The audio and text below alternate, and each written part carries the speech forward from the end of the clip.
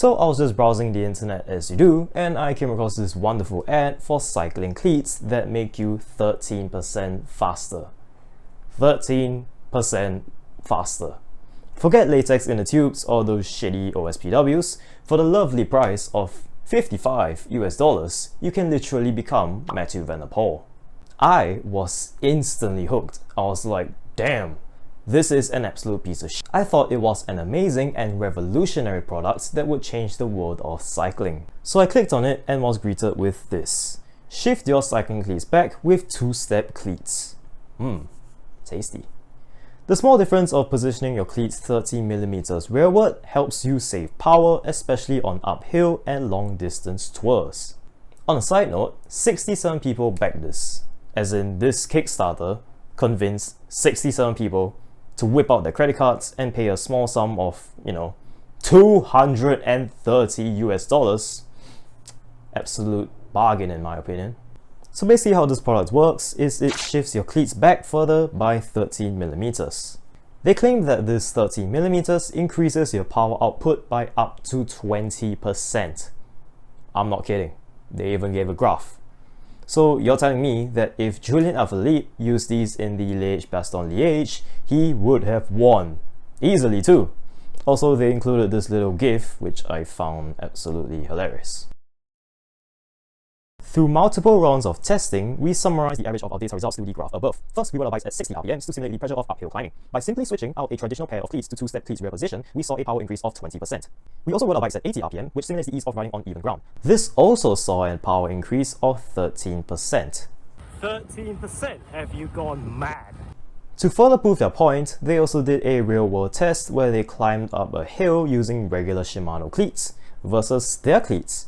And the results were that the Shimano cleats were 15% slower, 198 seconds for the Shimanos and 168 seconds for their cleats. Of course, because, why wouldn't they be?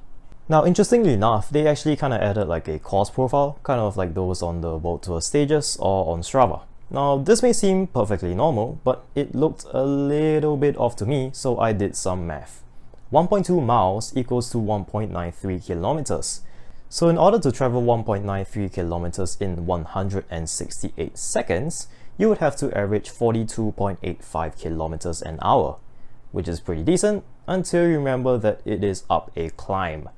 How steep of a climb is it though? We can roughly estimate the altitude climb to be from 1,250 feet to 1,590 feet, making it a total altitude gain of 340 feet or 100 meters.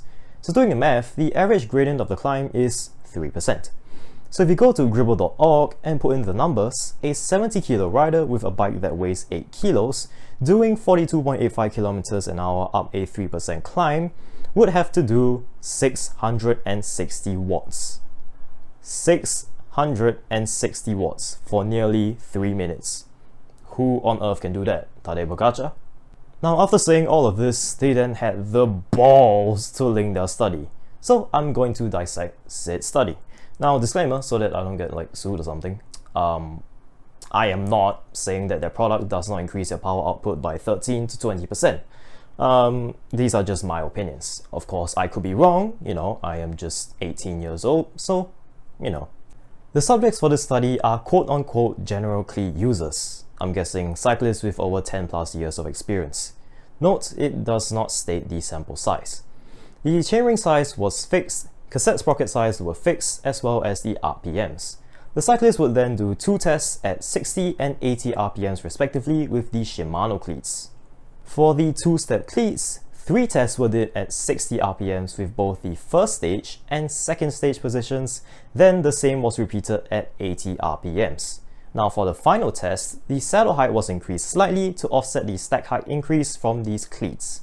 The results show that at 60 RPMs, the Shimano cleats managed 70 to 85 watts at 60 RPMs and 130 to 151 watts at 80 RPMs. The two-step cleats, however, managed 70 to 85 watts at 60 RPMs and 140 to 160 watts at 80 RPMs at the first stage position, and when they were moved into the second stage position, managed 80 to 105 watts for 60 RPMs and 150 to 170 watts at 80 RPMs.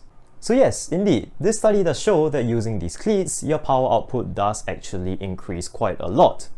However, if you have an IQ of more than, 2, you know that that's not really the case. You see, when you're doing experiments like these, where you're comparing how much faster the product makes you, you don't fix the cadence, you fix the power. Fixing the cadence is essentially fixing the speed, granted your chainring size and your cassette sprockets don't change.